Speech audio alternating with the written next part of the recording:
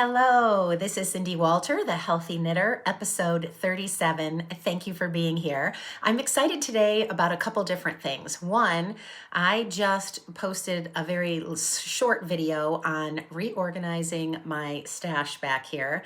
I had it all organized with my projects in project bags, and when you walk into my office, as organized as it was with all the yarn I needed, most of them had needles, patterns ready to go.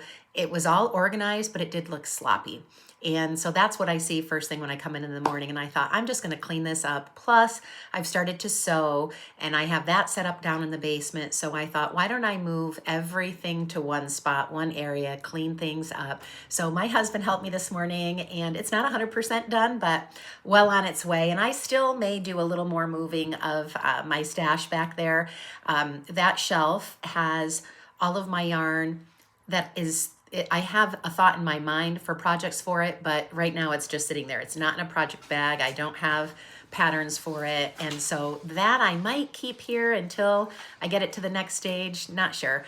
If you have any tips, you can certainly send them my way, but I think I'm pleased with what I've got going on right now. I've got a corner curio cabinet down in my basement, and I have all my projects that are coming up in there, and then extra yarn that I've already used that I have extra of to maybe do some scrappy projects. So that's all down there. So great day of organization for me. I'm going to share my projects with you, but what I'm really wanting to just talk briefly on this morning is, can knitting really be a stress reliever and help with anxiety and depression? And I truly believe that it can. And one of the reasons I started this channel to begin with is because in my health and wellness business, as I coach my clients, the things I always talk about are getting enough hydration, getting proper nutrition, getting exercise, a good night's sleep, and managing stress. And where knitting, crocheting, hobbies, crafts, gardening, all of those things come in super handy is it really does help manage stress. So a couple quick things to share with you is how. One, the rhythmic pattern of knitting or crocheting, it is very calming as you're doing something over and over and over again. Now, there is a little caveat to this. If you're really needing to reduce stress, then I would say don't tackle a massively hard color work project or something that's incredibly difficult. Sometimes just the mindless knitting in the round is what does a really good job of managing our stress. But if we pick a hard pattern, like something I'll show you in a little bit, that can cause added stress, and we don't want that. Certainly there's a time and place for that and doing new projects and learning new things. But if you are knitting or doing your craft or hobby to manage stress, the goal is to find projects that bring you great joy, that don't cause you stress. And when you're in that environment, really setting up your space for calm. You see, I have flowers back here. As soon as they start blooming, I have fresh flowers in my office. So we're in Ohio, where one second the weather can be gorgeous, producing gorgeous tulips and daffodils, and the next you're covering everything because it's snowing and it's in the 20s. I walked this morning with a hat, mittens, and all of that on, and now it's sunny and beautiful outside. So you never know in Ohio, but I like to set my space up for calm. It might be playing soft music. It might be listening to a podcast or watching a YouTube video. I do a lot of YouTube video watching as I'm learning all about YouTube to do this podcast for you. So I do a lot of learning during that time.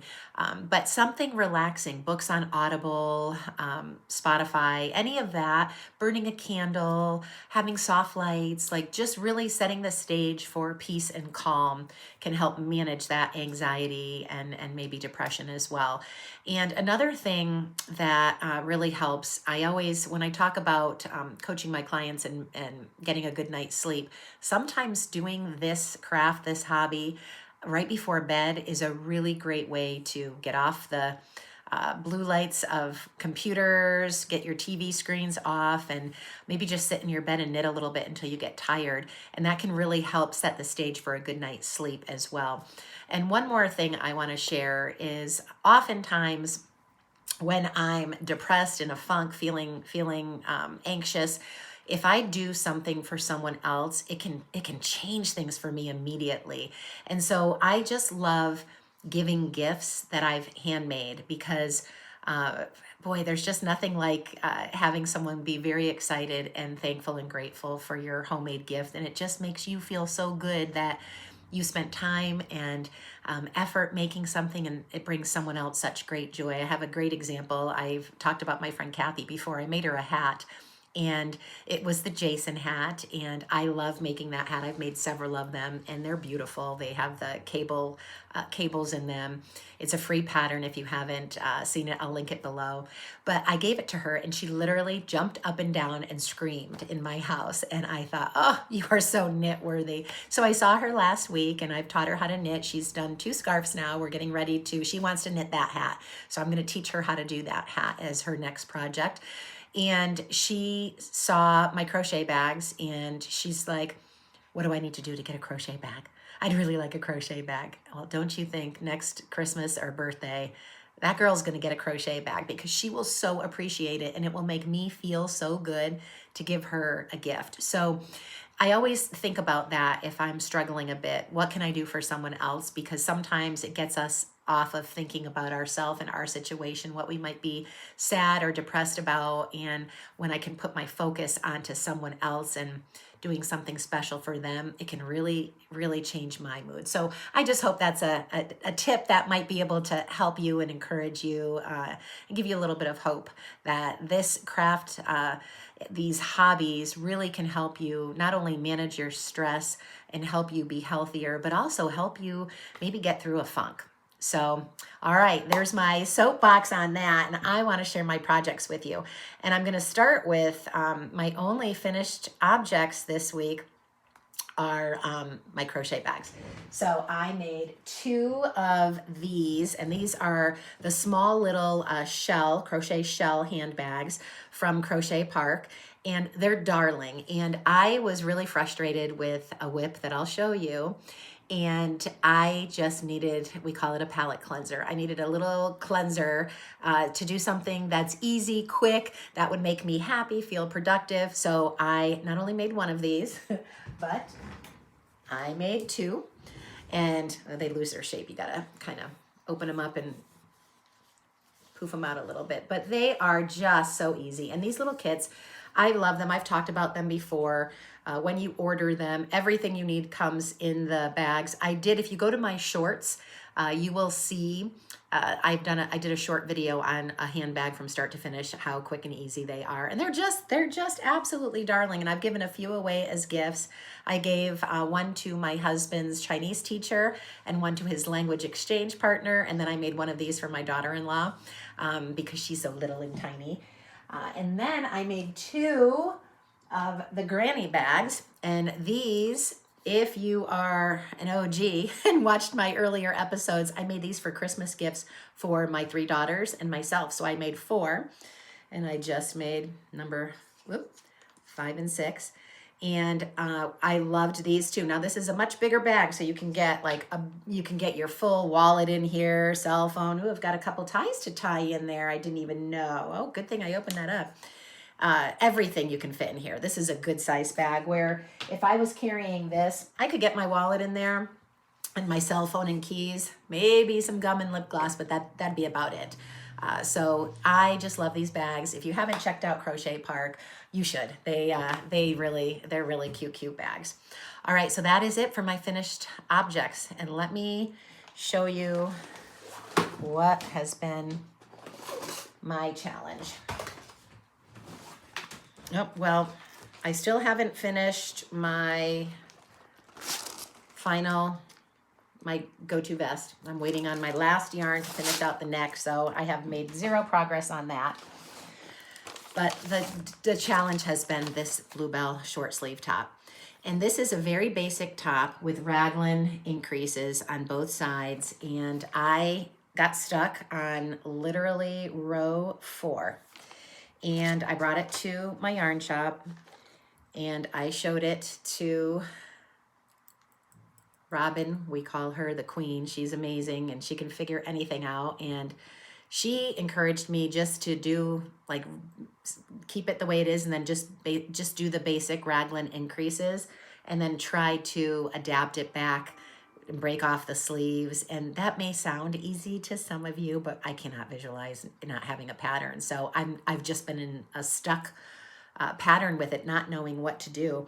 And even my sweet Jessica, the store owner, she spent so much time going over it and really trying to figure it out. And I don't know if it's just written in a way that assumes we should know what they're talking about, but it's basically, it's really difficult to understand, and I haven't been able to figure it out. So I've got 3 sweater quantities of this yarn, and I don't know what I'm going to do at this point. I'm still thinking it through and trying to figure it out.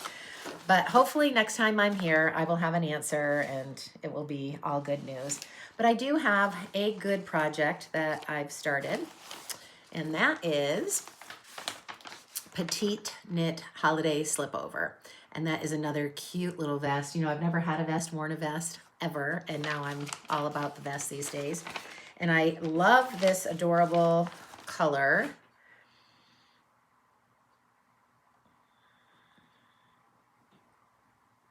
It is a beautiful mustard color. So right now I'm just working on the back, and I haven't made much progress. I actually just picked it up today, but the yarn is Blue Sky Fibers Techno.